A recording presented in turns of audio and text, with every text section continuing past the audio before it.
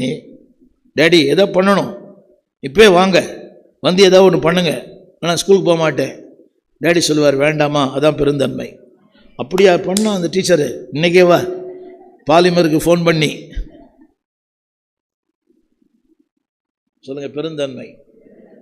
புரியுது அவங்களுக்கு? என்ன வந்தாலும் நீங்களே முழுங்கிடணும், அதான் பெருந்தன்மை. ஆமீன் சொல்ல மாட்டீங்களா?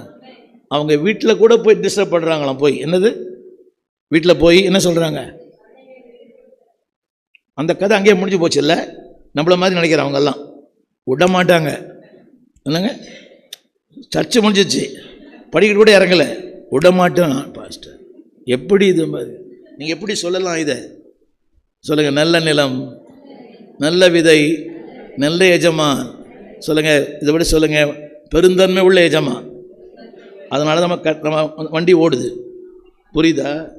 நம்ம ஓடுற ஒரே காரணம் நீ ஜெபம் பண்ணல, வேதம் வாசிக்கலை, ஆண்டுக்கு பிரியமாக இல்லை, பட் ஸ்டில் அவர் எப்படி இருக்கிறார்? சத்தமாக சொல்லுங்கள். எல்லா மம்மிஸும் சொல்கிறீங்களா? All mummy's, all daddy's above 60 சொல்லுங்கள் எனக்கு பெருந்தன்மை தாங்க ஆண்டவரே. சத்தமாக சின்ன கூட சொல்லுங்கள் எனக்கு பெருந்தன்மை தாங்க. சின்ன வயசில் பெருந்தன்மை வரும், பெரிய வயசில் சின்ன புத்தி இருக்கும். பார்த்துக்கிறீங்களா? சின்ன வயசுலேயே பெருந்தன்மை வந்துடும். பார்த்துக்கிறீங்களா? சில பேர் பார்க்குறேன் இன்னும் அழகாக பேசுகிறாங்க தெரியுமா, இன்னும் அழகாக பேசுகிறாங்க.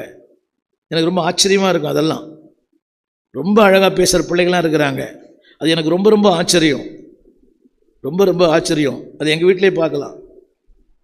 இந்த டானியா பேசும்போது, தாத்தா இதெல்லாம் சின்ன சின்ன பிரச்சனை, இதில் போய் பெருசாக நினச்சுன்னுக்கிறீங்களே, வேலையை பாருங்கள், வேலையை ஆவறதை பாருங்கள், சும்மா உட்காந்துனதெல்லாம் அது எப்படி நினைக்க தெரியல. அம்மாவுக்கு இருக்குதோ இல்லையோ பொண்ணுக்கு இருக்குது. ஆமீன் சொல்லுங்கள். ஆமீன். அது கேட்க சந்தோஷமாக தான் இருக்குது. என்னுடைய இந்த ஸ்கின் அலர்ஜியில் கூட இதெல்லாம் பெரிய காரியமாக போய் இதுக்கு போய் நீங்கள் என்னவோ அப்படி வருத்தப்படுறீங்களே, இதெல்லாம் சின்ன சின்ன காரியம்.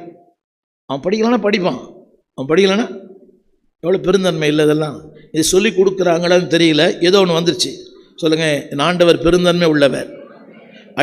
அழிக்கப்பட வேண்டிய என்னை ஆக்குறு மனிதனாய் கர்த்தரை மாற்றுகிறார். சத்தமாக சொல்லுங்கள், சத்தமாக சொல்லுங்கள்.